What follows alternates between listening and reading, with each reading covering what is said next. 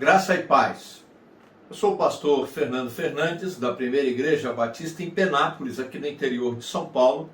E mais uma vez, com gratidão a Deus e alegria, chego até você através do canal da nossa igreja, pelo YouTube, Road to Bloom 808, e também pela página da igreja e pela minha página pessoal, pelo Facebook.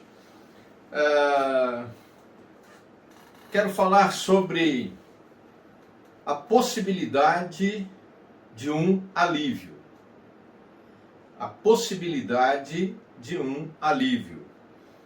Quero ler os versos de 1 a 12 do Salmo de número 139. Salmo de número 139, os versos de 1 a 12.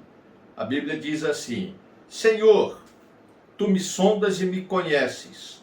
Sabe quando me assento e quando me levanto. De longe percebes os meus pensamentos. Sabes muito bem quando trabalho e quando descanso. Todos os meus caminhos são bem conhecidos por ti. Antes mesmo que a palavra me chegue à língua, tu já a conheces inteiramente, Senhor. Tu me cercas por trás e pela frente, e pões a tua mão sobre mim.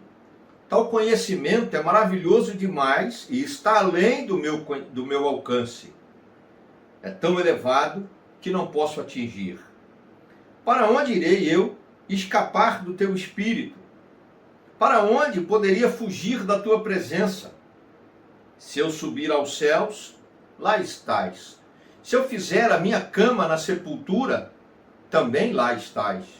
Se eu subir com as asas da alvorada e morar na extremidade do mar, mesmo ali a tua mão me guiará e me susterá. Mesmo que eu diga às trevas, mesmo que eu diga que as trevas me encobrirão e que a luz se tornará noite ao meu redor, verei que nem as trevas são escuras para ti. A noite brilhará como o dia, pois para ti as trevas são luz. Esse salmo me veio ao coração quando eu pensava sobre essa situação da pandemia que tem assolapado de forma violenta a humanidade. E quando isso chega perto de nós, parentes, amigos, familiares de amigos, que nós estamos próximos, e a gente tem vivenciado nesses últimos dias a perda de pessoas queridas, familiares, pastores, conhecidos, né, de longa data, que têm sido levados, tirados de nós pela Covid. E eu conversava com pessoas, falei em chamada de vídeo pelo WhatsApp, falei pessoalmente com uma jovem que perdeu a mãe não faz muito tempo. E uma das coisas que tem incomodado o meu coração é justamente ver que a gente não tem tempo de processar o luto. Não bastasse alguns canais de televisão ou notícias pelas redes sociais bombardear a nossa mente e a nossa emoção com notícias ruins de mortes todos os dias. É muito mais ressaltado o número de pessoas infectadas e mortas do que o número de pessoas recuperadas. E eu fiquei com isso, de certa forma, chateado e triste, porque a gente não tem tempo de processar o luto. A gente nem se recupera de um baque, a gente precisa estar pronto para uma notícia ruim que vem rapidamente. Você recebe num dia a notícia de que alguém conhecido, querido seu, veio a falecer. No dia seguinte, ou às vezes no mesmo dia, vem a notícia de que outra pessoa, ou do seu círculo familiar, ou das suas amizades, foi infectada com esse vírus. E uma das coisas que marcou o meu coração na conversa com uma jovem que perdeu a mãe, né, há poucos dias, que ela disse que não conseguia rezar. Ela não é evangélica, mas é sincera na sua religiosidade, porque ela estava, de certa forma, chateada, E aí eu comecei a conversar e falei, mas esse sentimento é natural, diga isso para Deus e tal. Ela disse, na verdade, pastor, eu vou ser honesto, eu estou com ódio de Deus. Isso é espanto para nós. Chegar ao ponto de uma pessoa, porque quase perdeu um filho e depois acabou perdendo a mãe, falar dessa maneira. E eu fiquei tentando achar no meu próprio coração, diante dessas situações, palavras que pudessem trazer alívio, conforto, ou de alguma maneira, aquilo que pudesse aliviar o fardo, o peso do meu próprio coração. E eu, inclusive, disse para aquela jovem, falei, seja honesta e diga para Deus que você está com este sentimento em relação a Ele. Porque o coração quebrantado e contrito, Deus não despreza. Se você for sincera, honesta, Deus não vai pesar a mão contra a tua vida. E ela disse, mas eu tenho medo de abrir meu coração e falar, porque eu tenho medo de ser castigado. Falei, não. Deus não age assim. Desde que você seja sincero e coloque para Ele os motivos. E você vai ver que Deus conforta. E aí me veio este salmo. E essas ideias que eu quero compartilhar com você. A primeira delas é que é possível ter alívio. Sim, por quê? Porque Deus sabe que sofremos. E Ele sabe como nós nos sentimos. Eu não quero entrar numa análise, vamos dizer assim, exegética do texto em si, mas eu quero pensar versos específicos pela colocação que faz para trazer conforto ao nosso coração. E logo no verso 1, o salmista diz, Senhor, Tu me sondas e me conhece. Deus conhece você, Deus me conhece, Deus conhece cada ser humano, Deus nos conhece por dentro e por fora.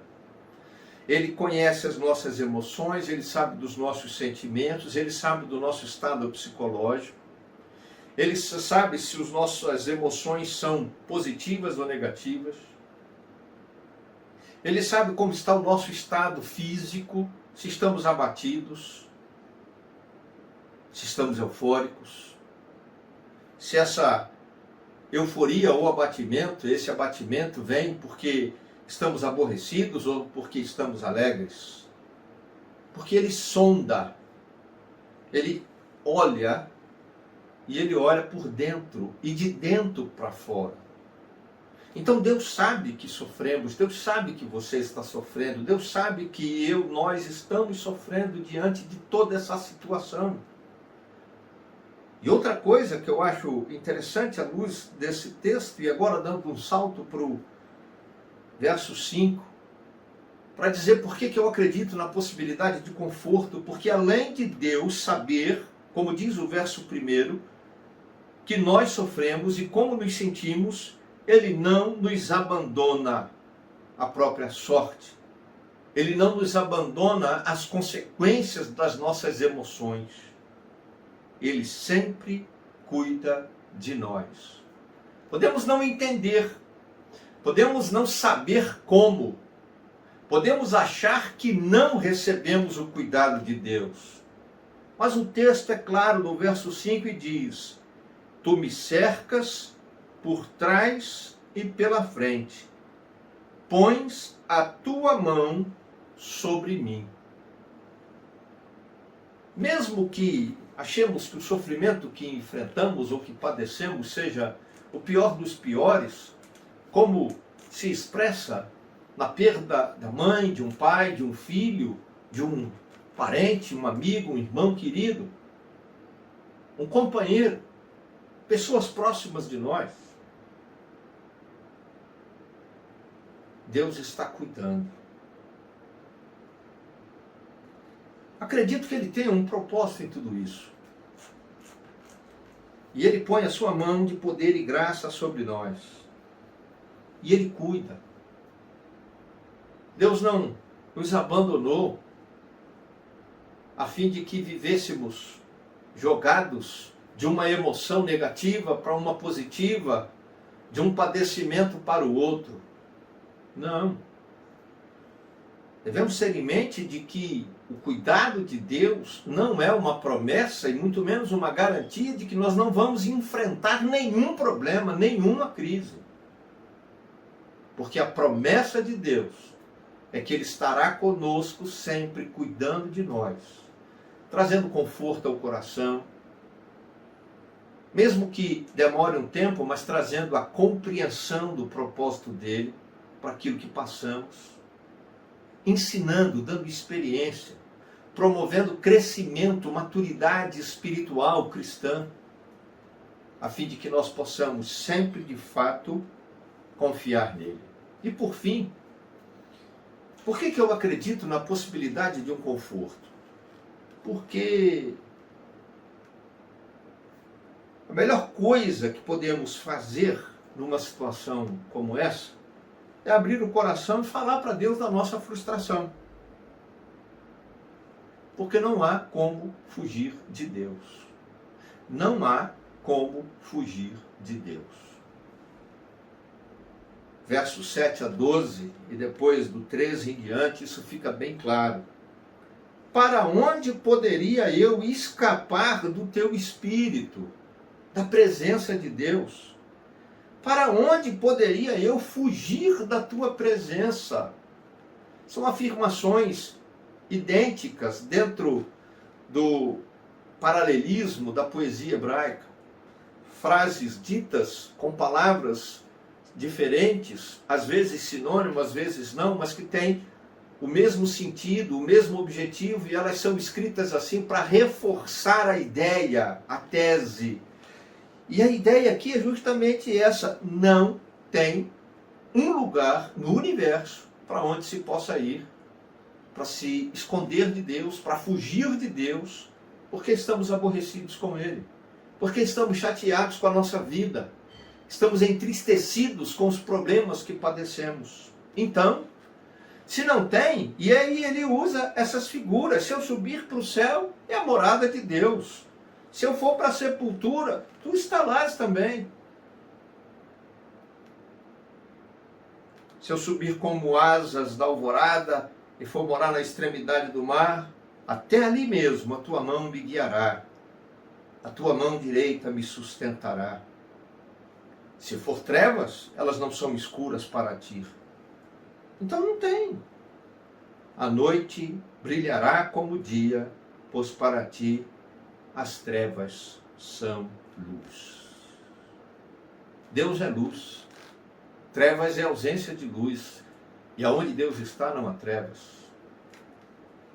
Essa é a ideia que ele expressa, tentando fazer a gente compreender de uma maneira mais prática possível, mais objetiva possível, mais humana e natural possível, de que se a gente conseguir abrir o nosso coração para perceber a presença de Deus ao nosso lado, naquele sofrimento, atravessamos a dor, a crise de forma mais confortável.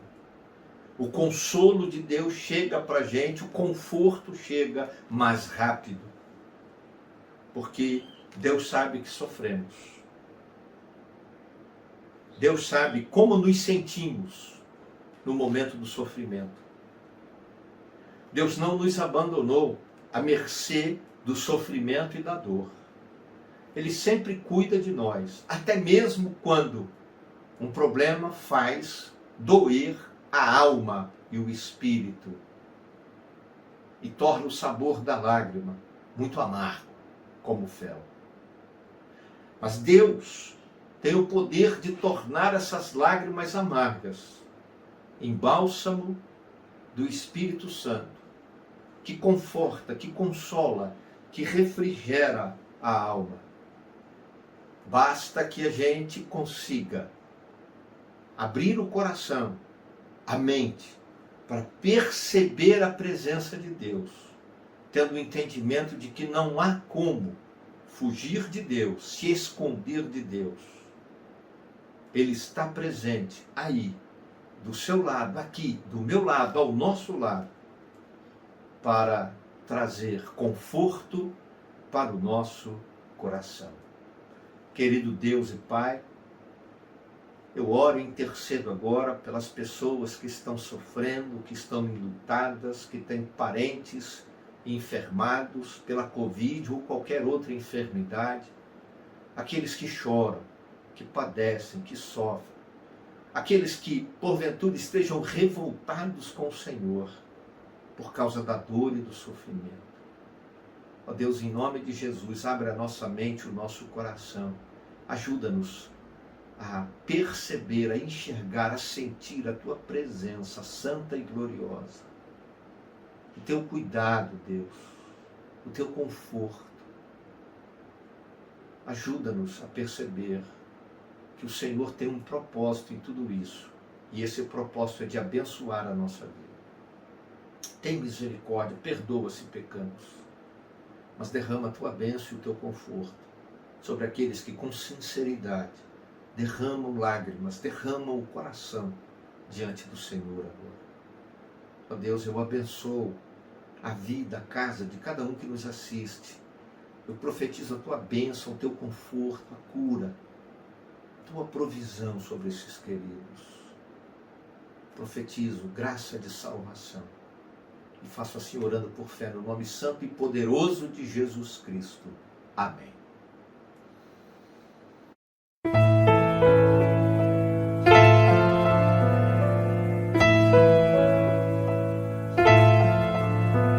Senhor, Tu me sondaste e me conheces. Conheces o meu deitar